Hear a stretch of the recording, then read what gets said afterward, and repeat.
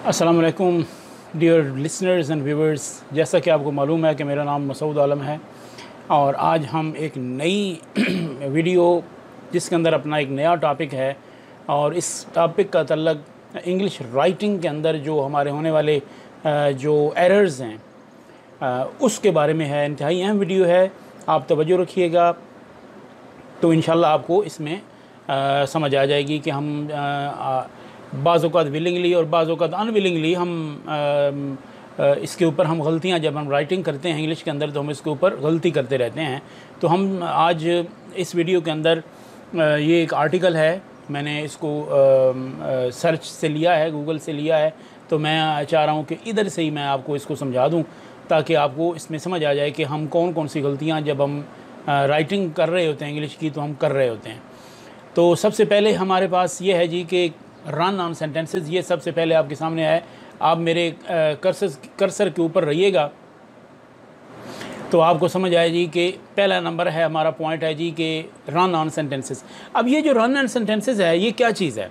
Run on sentence का मतलब ये हुआ कि जब आप लिख रहे होते हैं तो आप इतना जल्दी लिखते हैं कि आपको ये समझ नहीं आती कि आपका फ़िक्रा ख़त्म कहाँ पे हो रहा है, आपका फ़िक्रा जो है ना कहाँ पे आपने फुल स्टॉप डालना है, कहाँ पे आपने कॉमा डालना है, नया फ़िक्रा कहाँ से शुरू करना है, और आप ऐसे ही बस चलते ही रहते हैं और अपने फ़िक्रे को कंप्लीट करते रहते हैं। बस आपके ज़हन में यही होता है कि मैंने जल्दी जल्दी लिखना है और आप किसी किस्म के पंक्चुएशन मार्क्स को आप ख़ातिर में नहीं लाते या आप उसको ज़हन में नहीं रखते।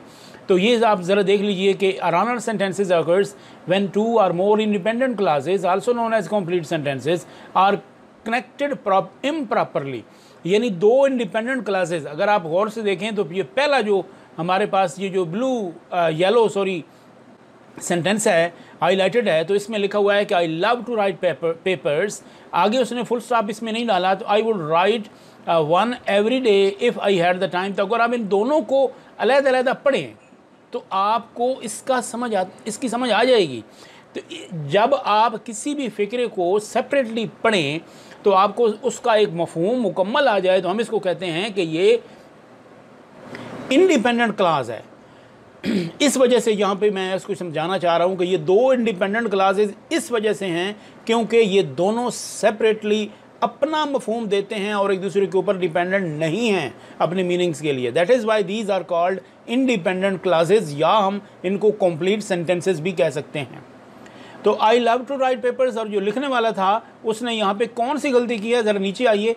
तो ये नंबर 1 हमारे पास है कि I love to write papers, यहाँ पे एक फुल स्टॉप उसने डाला है कि I would write one every day if I had the time. तो ये देख लीजिए कि यहाँ पे अगर वो इस पूरे येलो के बाद अगर आप वो एक बंदा फुल स्टॉप डाल देता तो ये कंप्लीट उसकी जो है ना वो एरर फ्री ये सेंटेंस हो जाते, और या उसका ये जो राइटिंग है वो एरर फ्री हो जाती। तो ये रनर सेंटेंसेस के अंदर आप देख लीजिए कि पहली गलती यही है कि उसने यहाँ पे फुल स्टॉप डाला नहीं है। तो ज़रा हम नेक्स्ट चलते हैं कि नेक्स्ट में इसमें क्या चीज़ है।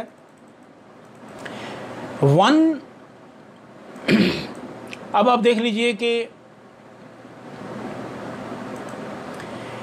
One type of runner sentences is comma splice.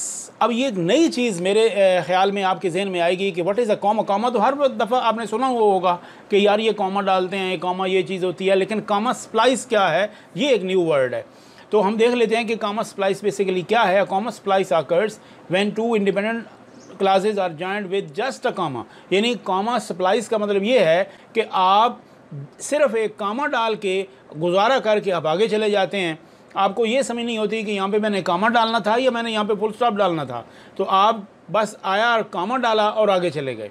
तो ये देखिए हम यहाँ पे इसको पढ़ते हैं उन दोनों, ये जो येलो हाईलाइटेड फॉर्म के अंदर हमारा क्लास है, इसको देख लेते हैं। यहाँ participants could leave the study at any time, आगे उसने कॉमा डाला और they needed to indicate their preferences. ये जो कॉमा यानी यहाँ पे जो पहला ये जो चीज़ है ये चीज़ ये एक एरर शो हो रहा है यहाँ पे, और इसी एरर की रेक्टिफिकेशन ये नीचे आ रही है। The participants could leave the study at any time, यहाँ पे उसने कॉमा नहीं डालना था, यहाँ पे उसने फुल स्टॉप डालना था।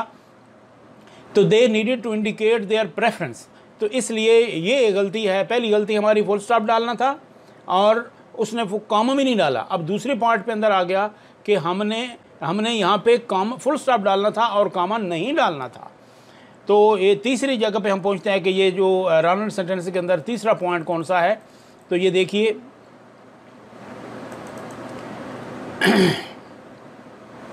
some comma splices occurs when a writer attempts to use a, ये मैं थोड़ा इसको स्क्रीन के अंदर लेके आना चाह रहा हूँ। Some comma splices occurs when a writer attempts to use a transitional expressions in the middle of the sentences। अब कुछ स्टूडेंट्स ऐसे भी होंगे जिन्हें ये नहीं पता होगा कि ये ट्रांजिशनल एक्सप्रेशंस क्या होते हैं। तो उनके लिए मेरी ये है कि जी ये जो therefore लिखा हुआ है, ये therefore, however, in spite of, in addition to, ये हैं ट्रांजिशनल एक्सप्रेशंस। तो ये नई न्यू चीज़ है। अगर आपको पता था तो वेल एंड गुड, अगर नहीं पता था तो ये आपकी इंफॉर्मेशन के अंदर इजाफा हो गया। तो रिजल्ट्स, अब ये एरर वाला ही फिक्रा है कि देखिए उसने कहाँ पे क्या एरर किया है कि उसने ट्रांजिशनल एक्सप्रेशन डाला है, लेकिन उसने बाकायदा जो एक उसका जो पंक्चुएशन मार्क था उसको फॉलो नहीं किया। The results of studies were inclusive, therefore comma डाल के उसने लिखा ट्रांजिशन एक्सप्रेशन डाला कि therefore more research needs to be done on the topic. The results of अब ये देखिए कि पहला फिक्रा क्या है, the results of the studies were inclusive. Transitional expression जिसको हम कंजक्टिव एडवर्ब भी कहते हैं, इसमें देयरफॉर डाला, और more research needs to be done on the topic. तो ये तीन मुख्तलिफ चीज़ें हैं जिनको हमने रिवाइज करना है। तो कैसे करना है, देखिए, to fix this type of error यानी comma splice, use a semicolon before the transitional expression and add a comma after it. So see more examples of semicolon. अब आप देख लीजिए कि सेमीकॉलन क्या चीज़ थी जी।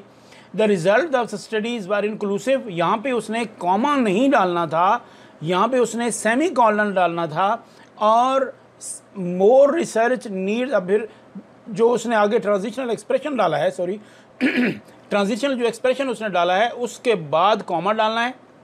तो अगर आप थोड़ा सा ऊपर आइए तो यहाँ पे आप देखिए जी कि उसने ये किया क्या है, यहाँ पे कि इंक्लूसिव के बाद उसने कॉमा डाला और फिर ट्रांजिशनल एक्सप्रेशन डाल के आगे कोई कॉमा नहीं डाला और अपना फिक्रा कंप्लीट किया। तो होना इसने ये है, the results of study were inclusive, therefore more research needs to be done on the topic. अब ये आपके जहन में आएगा कि ये जो सेमीकॉलन है बेसिकली ये क्या चीज़ है।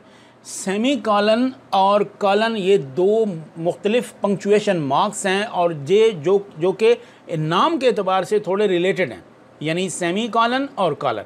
जो कॉलन होता है उसके अंदर दो फुल स्टॉप ऐसे वर्टिकल फॉर्म में होते हैं, लेकिन जो सेमीकॉलन होता है उसके अंदर ऊपर फुल स्टॉप होता है। ये जैसे मैं हाईलाइट कर रहा हूँ, इसके देखिए ज़रा, ब्लू के अंदर ऊपर फुल स्टॉप होता है, नीचे इसके कॉमा होता है, इसको हम कहते हैं सेमीकॉलन। अच्छा, अब जो कॉलन होता है वो क्यों डलता है।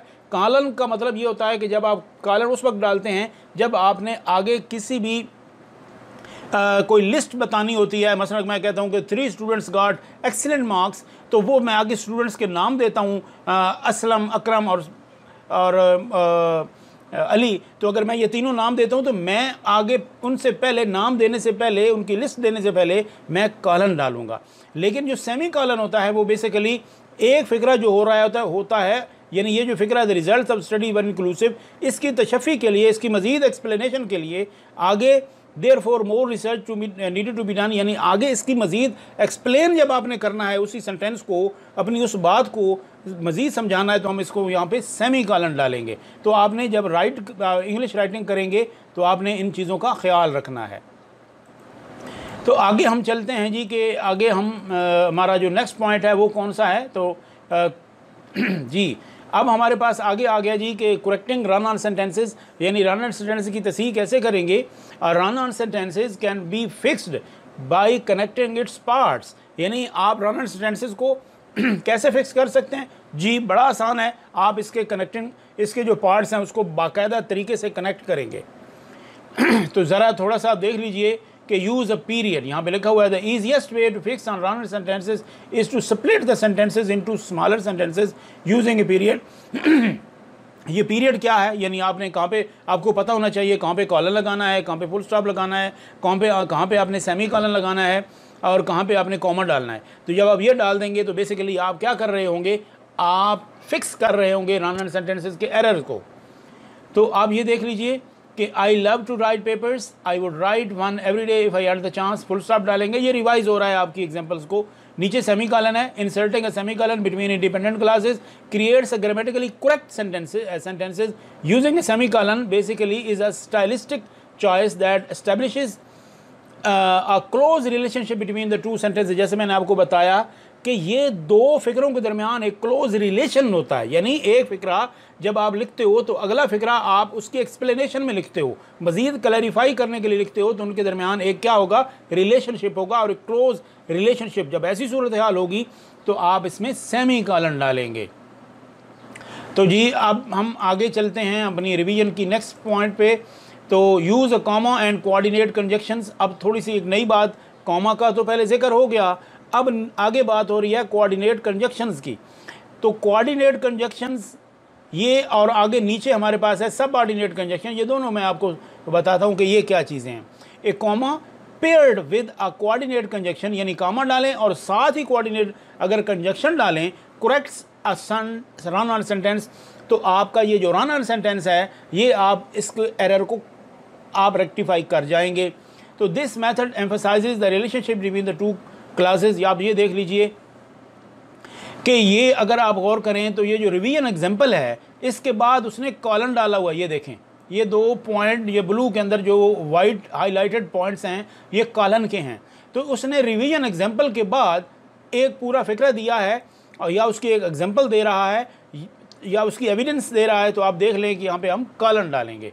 आई love to write papers and, यहाँ पे कॉमा डाला, and I would write one every day if I had the chance. तो आप ये देख लीजिए कि अगर आपने यहाँ पे या तो आप फुल स्टॉप डाल दें, जैसा कि आपने यहाँ पे ऊपर देखें आपने डाला, यानी देखें आपने कैसे किया ये फिक्रा, यार ज़रा थोड़ा देखिए, ये मैं आपको ऊपर लेके जाता हूँ ज़रा दोबारा, ये देखें कैसे।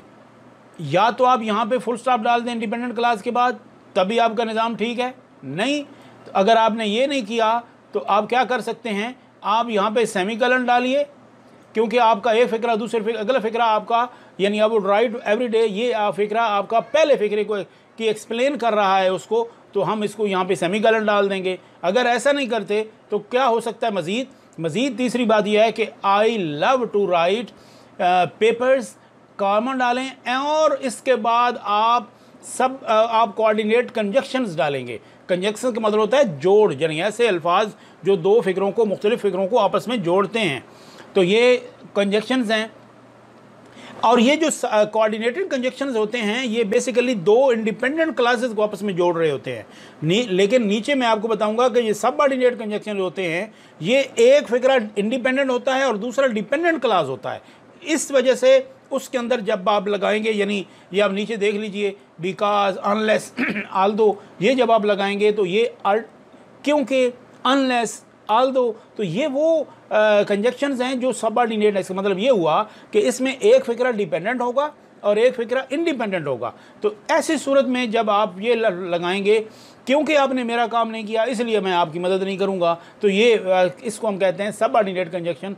लेकिन ऊपर जो एंड वगैरह है या बट वगैरह है या आर वगैरह है, इसको हम कहते हैं कोऑर्डिनेटिंग कंजक्शन। तो coordinating conjunction dear students and listeners, ये उस वक्त लगते हैं जब हम ये कह रहे होते हैं जी कि दो इंडिपेंडेंट क्लासेस को आपस में जोड़ रहे होते हैं। तो उम्मीद है आपको अब समझ आ रही होगी कि ये किस तरीके से हम छोटे छोटे जो एरर्स हैं उनको हम रेक्टिफाई करते चले जाते हैं। तो नीचे आप देख लीजिए, ये यूज़ सबऑर्डिनेट कंजक्शंस, जैसे मैंने आपको बताया, तो आप इसी फिक्रे को सबऑर्डिनेट कंजक्शन लगा के भी आप इस्तेमाल कर सकते हैं। Because I love to write papers, comma डाल के I would write one every day if I had the chance. या तो फिर आप फिक्रे को शुरू करें ना जी सबऑर्डिनेट कंजक्शन से, यानी बिकॉज से, और फिर कॉमा डाल के आप उसको वो लगा दें। तो यहाँ पे अगर आप कामे की जगह पे फुल स्टॉप डालेंगे तो फिर आपका वो क्या आ जाएगा जी, आपका जो रनर सेंटेंसेस का एरर आ जाएगा। तो ये एक ही फिक्रे को तीन चार तरीके से आपको समझाने की कोशिश की गई है। तो उम्मीद है आपको समझ आ रही होगी कि मैं, क्योंकि वीडियो लंबी हो रही है, मैं अपनी वीडियो को इधर ही शॉर्ट करता हूं और मैं जो अगला जो सेंटेंस फ्रेगमेंट्स है वो नेक्स्ट वीडियो में आपके साथ शेयर करूंगा। अगर वीडियो आपको पसंद आए तो आप इसको लाइक कीजिए, शेयर कीजिए और चैनल को सब्सक्राइब कीजिए, क्योंकि आप जब सब्सक्राइब करते हैं किसी भी वीडियो को या चैनल को तो उसके लिए जो बनाने वाला होता है उसकी हौसला अफजाई होती है। Thank you very much dear students.